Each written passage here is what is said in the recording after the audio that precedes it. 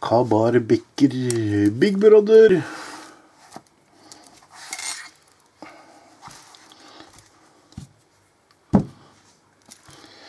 Big Beast.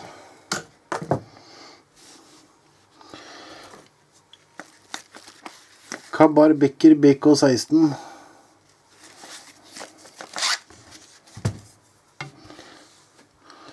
Småtter i forhold til Big Brother.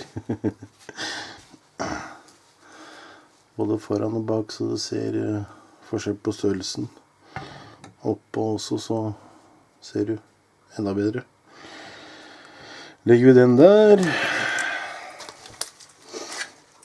En av mine favoritter, selv om han har brukt litt lite, er Ontario Tac One. Jeg liker litt mellomstørrelse kniver. Ontario Tac One. Ka-Bar Becker BK16. Der er Tac 1 litt større. Grepet er mer avrundet på BK16. Ligger utrolig godt i handa, til og med power grip. Tac 1, litt tjukkere grep, mer sånn firkantet grep.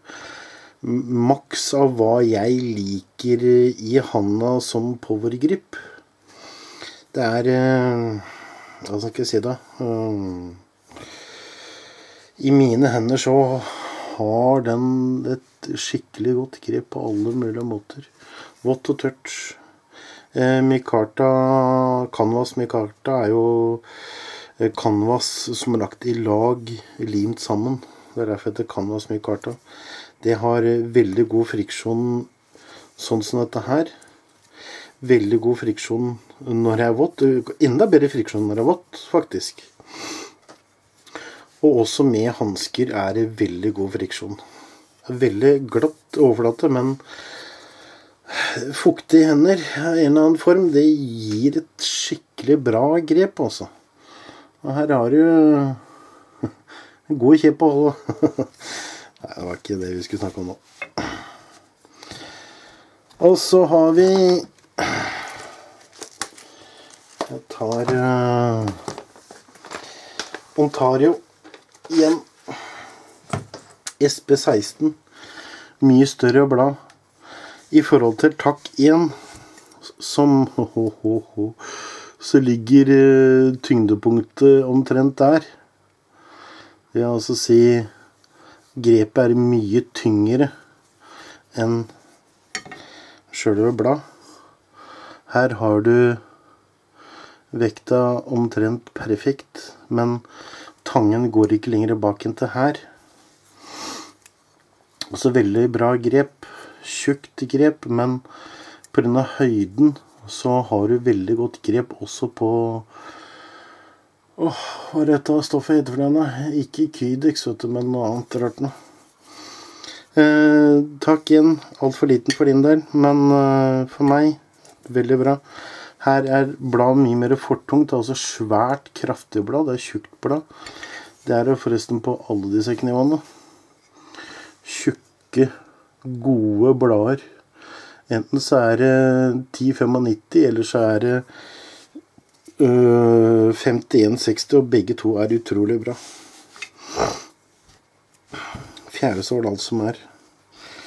Jeg bruker SP46 mest av alle knivene. Det er min favoritt. Og så til sist, den som er størst i min samling nå, er Rat 7, Rat 7. Ikke brukt. Her ser du grepet er tjukkere, større, lengre, høyere enn på Tac 1. Og det bitte lille som er større på Rat 7 gjør at du får ikke... Jeg synes jeg mangler litt på fingeren før jeg klarer å lokke ordentlig. Så i mine hender så synes jeg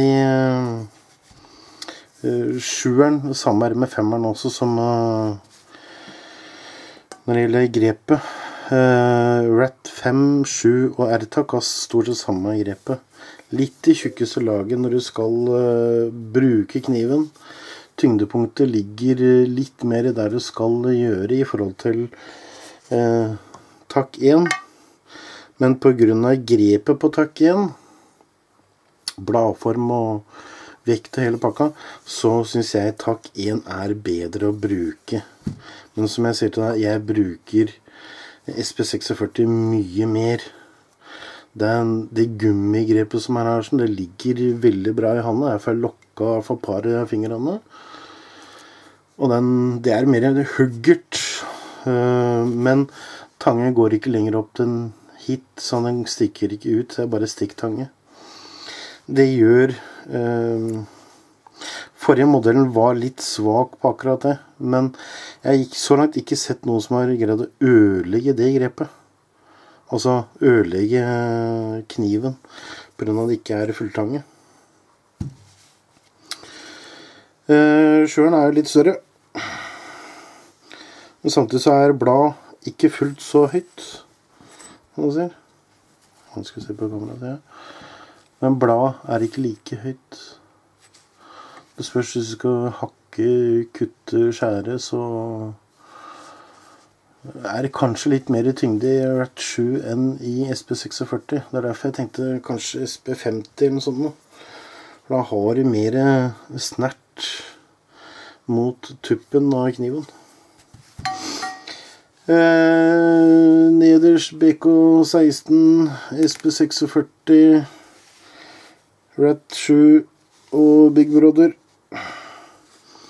Og så er det da takk 1 på toppen der.